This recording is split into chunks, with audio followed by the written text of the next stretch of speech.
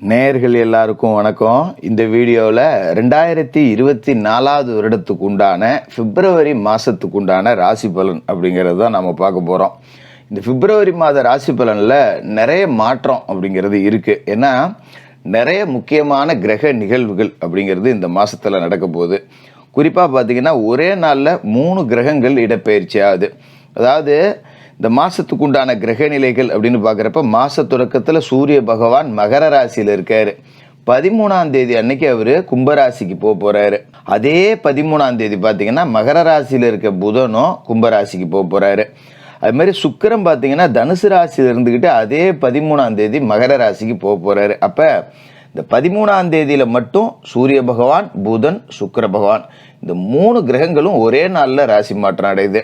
அதோட தனுசு ராசியில் இருக்கக்கூடிய செவ்வாய் மாதம் தொடங்கி 4வது நாளே மகர ராசிக்கு போகிறாரு. மகர ராசி அப்படிங்கிறது செவ்வாய் பகவானுக்கு உச்ச வீடு அப்படிங்கிறதையும் நம்ம மறந்துடக்கூடாது. அதுமாரி குரு பகவான் மேசராசியில் பலமடைஞ்சிருக்காரு. சனி பகவான் கும்பராசியில் ஆட்சி பெற்றிருக்காரு. ராகு மீனராசியில் குருவோட வீட்டில் இருக்காரு. கேது கன்னி ராசியில் புதனோட வீட்டில் இருக்காரு. இதுதான் இந்த மாதத்துக்கு உண்டான கிரக அமைப்பு அப்படிங்கிறது. இந்த கிரக அமைப்பை பொறுத்து ராசி மாற்றத்தை பொறுத்து உங்களோட ராசிக்கு என்ன பலன் கிடைக்க போகுது. நிறைய எதிர்பார்த்துக்கிட்டு இருந்திருப்பீங்க, இதெல்லாம் நடக்குமா, இல்லை இதெல்லாம் செய்யலாமா, இல்லை வேறு ஏதாவது நமக்கு பிரச்சனைகள் வருமா, அதெல்லாம் எப்படி எதிர்கொள்ளணும் அப்படின்னு நீங்கள் எதிர்பார்த்துக்கிட்டு இந்த பிப்ரவரி மாதத்தில் என்னென்னலாம் செய்யணும்னு நினச்சிங்களோ அது எல்லாத்தையுமே இந்த வீடியோவை பார்த்துட்டு செஞ்சீங்க அப்படின்னா உங்களுக்கு ரொம்ப பலன் கொடுக்கக்கூடியதாக இருக்கும். சரி, வீடியோவை பார்ப்போம். தனுசு ராசி நேயர்களே, உங்களுக்கு இந்த பிப்ரவரி மாதம் எப்படி இருக்குது அப்படின்னு பார்த்தோம்னா உண்மையிலேயே தனுசு ராசிக்காரர்களோட வாழ்க்கை அப்படிங்கிறது கொஞ்சம் அப்படியே நல்ல விதமான மாற்றங்கள் அப்படிங்கிறது வந்துக்கிட்டே இருக்குது. ஏன்னா கடந்த காலகட்டம் அப்படிங்கிறதுலாம் உங்களுக்கு ஒன்றும் வெளியில் சொல்லிக்க வேண்டியதில்லை. ஏதோ போனது போச்சு, அதை மறந்துட்டு பொழப்ப பார்ப்போம் அப்படின்னு சொல்லிட்டு இப்போ ஏதோ ஃபஸ்ட்லேருந்து பிறந்து ஜீரோலேருந்து வாழ்க்கையை ஆரம்பித்த மாதிரி ஆரம்பித்து ஓட்டிக்கிட்டு இருக்கீங்க. ஏன்னா எல்லாத்தையும் இழந்து நடுத்தருவுக்கு வந்த நிலையில் தான் கிரக நிலைகள் அப்படிங்கிறது மாறிச்சு. அதாவது சனி பகவான் 7.5 சனியிலேருந்தே முற்றுமுதலுமாக விலகி இருக்காரு. இப்போ குரு பகவானும் பலம் அடைஞ்சிருக்காரு. அதுவும் ராசிக்கு அதிபதி கெஞ்சினாலும் கிடைக்காத பஞ்சம குருவா 5வது வீட்டில் பலம் அடைஞ்சிருக்காரு. அவரோட பார்வையும் பார்த்தீங்கன்னா ராசிக்கு விழுது. இது எல்லாமே ஒரு நல்ல யோக அமைப்பு. அப்போ இந்த பிப்ரவரி மாதத்தை பொறுத்த வரைக்கும் இது அப்படியே தொடருது அப்படிங்கிறதால ரொம்ப அற்புதமான யோக பலன். ராசிக்கு மட்டும் குரு பகவான் அதிபதி கிடையாது, 4வது இடத்துக்கும் அவர் தான் அதிபதி அப்படிங்கிறதால அவரோட பார்வை அப்படிங்கிறது தடைக்கற்களை பூரா படிக்கற்களாக மாற்ற போகுது.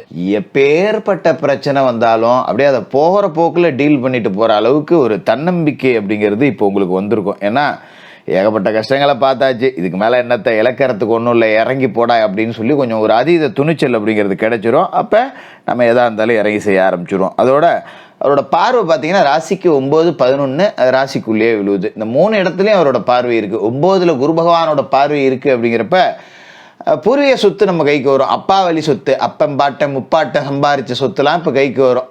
கடந்த காலகட்டத்தில் பாகப்பிரிவினை செய்யலை, இல்லை பங்காளி ஒருத்தன் கேஸு போட்டான் கோர்ட்டில் மாட்டிக்கிச்சு, இல்லை நல்ல விலை போகல, பாதை இல்லாத ஒருத்தன் பிரச்சனை பண்ணிக்கிட்டு இருக்கான். இந்த மாதிரி இருந்தது எல்லாமே இப்போ சரியாயே சொத்து கைக்கு கிடைக்கும். அதுமாதிரி தந்தை பெரிய அளவில் ஆதரவு கொடுத்துருக்கவே மாட்டாங்க. ஏதோ ஏட்டிக்கு போட்டி நான் கஷ்டப்படுறேன், எங்கள் அப்பா காசு வச்சுருக்காரு தரமாட்டேங்கிறாரு அப்படின்னு நினச்சிக்கிட்டு இருப்போம். ஆனால் அங்கே போனால் ஒன்றும் கிடைக்காது. அப்படி இருந்த நிலைமை மாதிரி இப்போ தந்தை வழியில் 10 ரூபா கொடுத்து இந்தாம அவனை இதை வச்சு பொழைச்சிக்க, ஏன் ஒரு இடத்துல போய் கஷ்டப்பட்டுட்டு இருக்க, இந்தா ஒரு கடையை வச்சு பொழைச்சிக்க அப்படின்னு 10 ரூபா கையில் கொடுக்கறதுக்கு வாய்ப்பு இருக்குது. அதை பயன்படுத்திங்க. அதோட இந்த மாதம் 13ஆம் தேதி வரைக்கும் சுக்கிர பகவான் உங்களோட ராசியிலே இருக்காரு. அதாவது ராசிக்கு 6க்கும் 11க்கும் அதிபதியான சுக்கிர பகவான் ராசியிலே இருக்கும்போது கவனமாக இருக்கணும். ஏன்னா 13ஆம் தேதி வரைக்கும் குறிப்பாக உத்தியோகத்தில் மாற்றம் ஏற்படக்கூடிய வாய்ப்பு இருக்குது. என்ன காரணம் அப்படின்னா கூடயே இருந்தேவனா குளிப்பறிக்கலான்னு நம்மளை பார்ப்பான். அப்போ நம்ம என்ன பண்ணணும்னா ரொம்ப கவனமாக இருக்கணும். ஒரு லீவ் சொல்லணும் அப்படின்னாலும் பக்கத்தில் இருக்க ஒரு சக ஊழியர்கிட்ட சொல்லிட்டேன், அவர் உங்கள்கிட்ட சொல்லியிருப்பாருன்னு நினச்சேன், இந்த வேலைலாம் வச்சுக்கூடாது. முறைப்படி யாருக்கு லீவு தெரிவிக்கணுமோ அதை தெரிவிக்கணும். அதுமாதிரி ஒரு வேலை நடந்திருக்கு, நடக்கலையா நடக்கலை, இல்லை நாளைக்கு பார்த்துக்கலாம் அப்படின்னு நினச்சிக்கிட்டு இன்றைக்கே பண்ணிட்டேன் அப்படின்னு சொல்கிறது எல்லாம் வச்சுக்கூடாது. அது மாதிரி நம்ம வேலையை மற்றவங்கள்ட்ட ஒப்படைக்கூடாது, மற்றவங்க வேலையை நம்மள்ட்ட வாங்கி செய்யக்கூடாது. இது 13ஆம் தேதி வரைக்கும் அப்படி தான் இருக்கும். ஏன்னா வீண் பலிகளுக்கு ஆளாக நேரிடும். அதனால் முக்கியமான கோப்புகள் ஏதாவது கையாளக்கூடியவர்கள் ரொம்ப கவனமாக இருக்கணும். எங்கேயாவது மறந்து வச்சிடக்கூடாது. ரொம்ப அத்தியாவசியமான கோப்பு அப்படின்னா மேல் மட்டத்தில் சொல்லிவிட்டு ஒரு நகல் எடுத்து வச்சுக்கிறது நல்லது. அதுமாதிரி பணத்தை கையாளக்கூடிய பொறுப்பில் இருக்கிறவங்க, ஒரு கடையில் கல்லாப்பட்டியில் உட்காந்துருக்கேன், ஒரு கேஷியராக இருக்கேன், இல்லை பேங்க்கில் காசாளராக இருக்கேன், அப்படி இருக்கிறவங்களாம் ரொம்ப கவனமாக இருக்கணும். ஒரு நோட்டை எண்ணி அர்ஜென்ட்டுக்கு கொடுக்குறேன்னு 2 நோட்டை தள்ளி விட்டுட்டிங்கன்னா அப்புறம் நம்ம கை போட்டு கொடுக்கணும். 2வது அவப்பெயர் வேறு இருக்கும். நம்ம மறந்து தான் கொடுத்துருப்போம், இல்லை கை தவறி கொடுத்துருப்போம். ஆனால் திருட்டுப்பள்ளி நம்ம மேலே விழுந்து போவோம். இந்த மாதிரி நேரத்தில் ரொம்ப கவனமாக இருக்கணும். அதனால் பணம் முக்கிய கோப்புகள், இந்த விஷயத்தில் ரொம்ப ரொம்ப கவனமாக இருங்க. 13ஆம் தேதிக்கு பிறகு சுக்கிர பகவான் உங்களோட ராசிக்கு தனஸ்தானத்துக்கு போகிறாரு. அப்போ வாய்ப்பு கிடைக்காதவங்க எல்லாமே உச்சாணி கும்பல ஏறி உட்கார போகிறீங்க, உங்களோட கொடிய கோட்டையில் நாட்ட போகிறீங்க. அப்படி ஒரு நேரம் இது 13ஆம் தேதிக்கு மேலே. அற்புதமான ஒரு நிகழ்வு அப்படிங்கிறது இந்த சுக்கிர பகவான் தனுசு ராசிக்கிலேருந்து மகர ராசிக்கு போகிறது. அவர் அங்கே போயிட்டாரு அப்படின்னா திரைத்துறை கலைத்துறையில் இருக்கிறவங்களுக்கெல்லாம் பெரிய வாய்ப்புகளை ஏற்படுத்தி கொடுப்பாரு.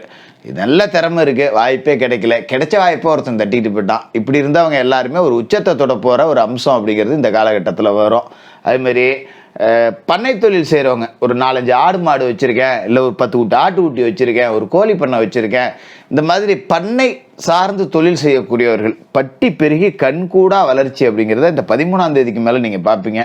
அதுமாரி நல்லா சாதாரணமாக ஒரு 5 லிட்டருக்கு இறக்குற மாடு 6 லிட்டருக்கு இறக்கும், திடீர்னு நல்ல உடம்பு தெம்பாகும். அதுமாரி கண் ஈனாமையே ஒரு பசு நின்று இருக்கும், வித்துலாமான்னு பார்க்குற நேரத்தில் அது செனை பிடிக்கும், ஆடு 2 குட்டி போடும். இந்த மாதிரி அம்சம்லாம் நல்லபடியாக இருக்கும் அப்படிங்கிறதால ரொம்ப சூப்பராக இருக்கும். அதுமாரி காணாமல் போயிருந்த பொருட்கள் திரும்ப கிடைக்கக்கூடிய வாய்ப்பு இருக்குது. ரொம்ப காலத்துக்கு முன்னாடி எங்கேயாவது மறந்து வச்சுருப்பீங்க, அது ஒரு மோதிரமாக இருக்கலாம், தோடாக இருக்கலாம், இல்லை ஒரு 10-5 பணத்தை எங்கேயாவது வச்சுட்டு அதை விட்டுட்டு போயிருந்திருக்கலாம், அப்படி இல்லைன்னா ஒரு ஆடு மாடு கண்ணு ஊட்டி காணாமல் போயிருக்கலாம். இதெல்லாம் திரும்பி இப்போ கிடைக்கக்கூடிய அமைப்பு அப்படிங்கிறது இருக்கும். அதோட 13ஆம் தேதி வரைக்கும் மகர ராசியில் ராசிக்கு தனஸ்தானத்தில் புதனும் சூரியனும் சேர்ந்துக்கிட்டு புதாதித்ய யோகத்தை கொடுக்குறாங்க. ராசிக்கு 7க்கும் 10க்கும் அதிபதியான புதன் சூரியனோட சேர்ந்துக்கிட்டு கொடுக்கக்கூடிய இந்த ஒப்பந்தம் அப்படிங்கிறது ரொம்ப அற்புதம். சூரியனோட சேர்ந்துக்கிட்டு கொடுக்கக்கூடிய இந்த புதாதித்ய யோகம் அப்படிங்கிறது ரொம்ப அற்புதம். இந்த நேரத்தில் தான் வாடகை கட்டடத்தில் இருந்த தொழிலெலாம் சொந்த கட்டடத்துக்கு மாற்றலாம். ஒரு ஆஃபீஸ் வச்சுருக்கேன், 2வது மாடியில் இருக்குது, என்னடா பண்ணுறது, அதை முதல் மாடிக்கு மாற்று, இல்லை ஒரு கிரவுண்ட் ஃப்ளோருக்கு கொண்டு வா, இல்லை மெயினான இடத்துக்கு கொண்டு போ, இல்லைனா சில பேருக்கு வந்து சொந்தமாக கட்டடம் கட்டி அதில் ஆஃபீஸை வை, கடையை வை, இந்த மாதிரிலாம் ஒரு அமைப்பு அப்படிங்கிறது உண்டாகும். அதுமாதிரி கொடுக்கல் வாங்கல் திருப்தி கொடுக்கும். என்கிட்ட காசை கொடுத்துட்டு ஏமாந்து போயிருப்போம், வராது, அலைஞ்சு பார்த்துட்டு அட போடா அப்படின்னு விட்டுருப்போம், ஃபோன் அடித்தா எடுக்க மாட்டான். இப்படி இருக்கிற சூழல்லாம் மாதிரி கொடுத்த காசு இப்போ திரும்பி வரக்கூடிய வாய்ப்பு அப்படிங்கிறது இருக்குது. அதேமாதிரி 13ஆம் தேதிக்கு மேலே சூரியனும் சரி புதனும் சரி கும்பராசிக்கு போயிடுவாங்க. 3வது வீட்டுக்கு சூரியனும் புதனும் போய் தைரிய வீரியஸ்தானத்தில் புத ஆதித்ய யோகத்தை கொடுக்குறாங்க. அப்படிங்கும்போது ரொம்ப நாளாக சிந்திச்சு ஏதாவது பிரச்சனை வந்துருமோ அப்படின்னு செய்யாமலே பல விஷயங்களை விட்டுருப்பீங்க. ஒரு தொழில் தொடங்கணும்னு நினைப்பீங்க, வேணாம் விடுப்போ பயமாக இருக்குது, நட்டங்கட்டா ஆகிவிட்டா என்ன பண்ணுறது, அப்படி இருந்தவங்க கூட இதுக்கு மேலே தைரியத்தோட தொழில் செய்ய ஆரம்பிப்பீங்க. தாய்வழி ஆதரவும் உங்களுக்கு திருப்திகரமாக இருக்கும், தொழிலில் ஜெயிச்சு போடலாம்.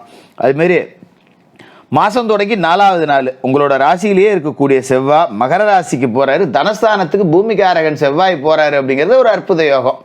இடம் வாங்கலாம், பூமி வாங்கலாம், மண் வாங்கலாம், மனம் வாங்கலாம். ஏன்னா அங்கே போய் அவர் உச்சமடைய போகிறார், சாதாரணமாக போகல. 5க்கும் 12க்கும் அதிபதியான அவர் உச்சமடைகிறது அப்படிங்கிறது நல்லது. இருந்தாலும் விரயஸ்தானத்துக்கு அதிபதி உச்சமடைகிறாரு அப்படிங்கும்போது விரய செலவுகளுக்கும் நம்ம தயாராக இருக்கணும். அப்போ ஒரு இடம் வாங்கி போடலாமா, போட்டுடலாம். வீடு கட்டலாமா, கட்டி போடலாம். கட்டின வீட்டை புதுப்பிக்கணுமா, ஒரு வர்ணம் பூசணுமா, ஒரு மராமத்து பணி செய்யணுமா, தாராளமாக செஞ்சிடலாம்.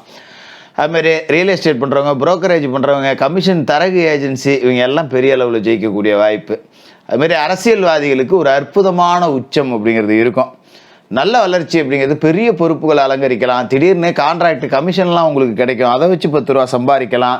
மேடை பேச்சு பேசக்கூடியவர்கள் வந்து கொஞ்சம் வார்த்தையில் கவனமாக இருக்கணும்.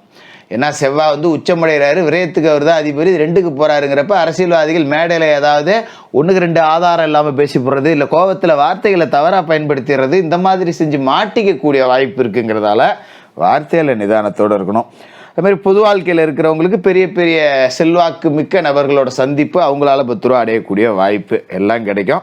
இதை சரியாக பயன்படுத்திக்கிட்டிங்கன்னா இந்த மாதத்தை வாழ்க்கையில் செட்டில் ஆகிடலாம். செவ்வாய்க்கிழமையில் முருகப்பெருமானை வணங்குங்க. தை மாதம், அதாவது இந்த பிப்ரவரி மாதத்தில் தை அமாவாசை அப்படிங்கிறது வருது. அன்னைக்கு முன்னோர்களுக்கு செய்ய வேண்டிய தர்ப்பணங்களை முறையாக செஞ்சுட்டு ஒரு 11 ஏழைகளுக்கு அன்னதானம் அப்படிங்கிறத பண்ணுங்கள். உங்களோட கொடி கோட்டையில் பறக்க போகிற ஒரு மாதமாக இந்த பிப்ரவரி மாதம் இருக்க போது தனுசு ராசிக்காரர்களுக்கு வாழ்த்துக்கள்.